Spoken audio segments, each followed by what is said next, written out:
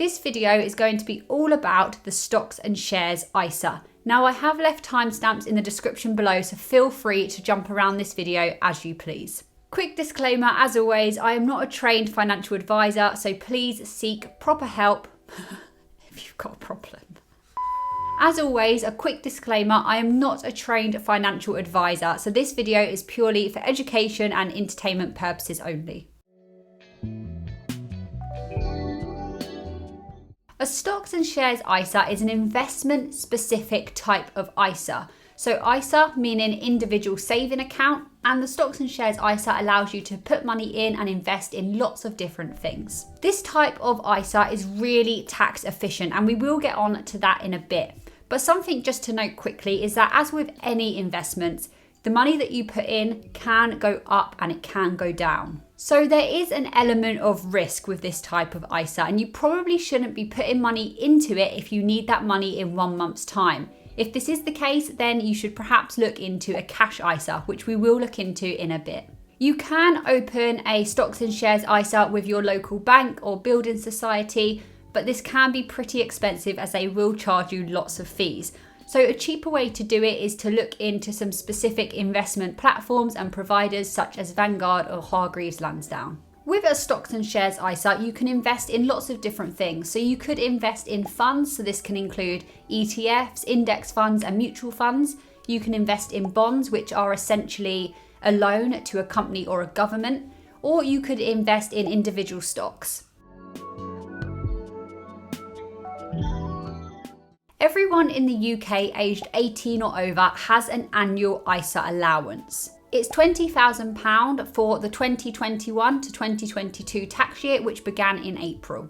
And I think it was the 6th of April 2021. And this allowance is set by the government. This means that every tax year, so April to April, individuals can only put £20,000 into their stocks and shares ISA. You can spread your ISA allowance between different types of ISAs, which we'll touch on in a bit, but you can only open one particular type of ISA in a tax year. So you can only have one stocks and shares ISA open at a time. It's important to note that any unused allowance does not roll over to the next tax year, but any investments that remain within your ISA will continue to get the tax benefits until you withdraw that money. For example, if you maxed out your ISA allowance each year, then you would have 20,000 in year 1, 40,000 in year 2, providing you don't withdraw anything, and 60,000 in year 3, and so on. So all of this money will be tax efficient, and you should have made some gains too.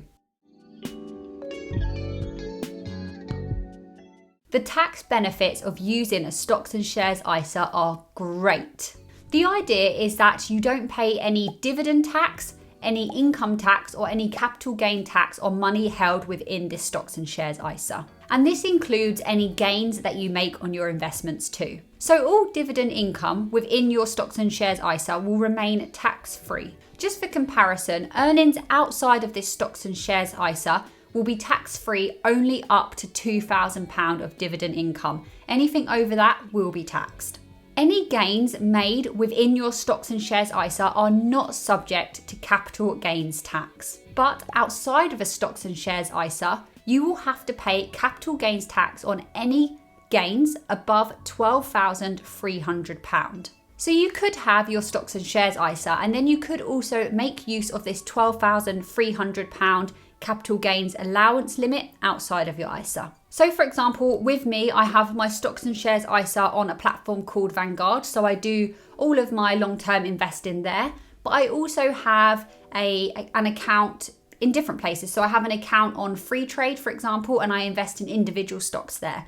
So as long as I am not going over £12,300 gains in them investments, I don't have to pay tax. But obviously that includes all of your investments, not just on free trade. So I would have to factor in any other platforms that I invest with outside of my stocks and shares ISA too. If I go over that 12,300, I am eligible to pay tax. If you've got bonds within your stocks and shares ISA and they pay you interest, you don't pay any tax on this either. It would be really nice if you could open 10, 20, 30 different stocks and shares ISA accounts within the same year and get all of them tax allowances. But you can only pay into one stocks and shares ISA within a tax year. You could open a stocks and shares ISA with a different provider each year if you want to, but you can only have one open at a time.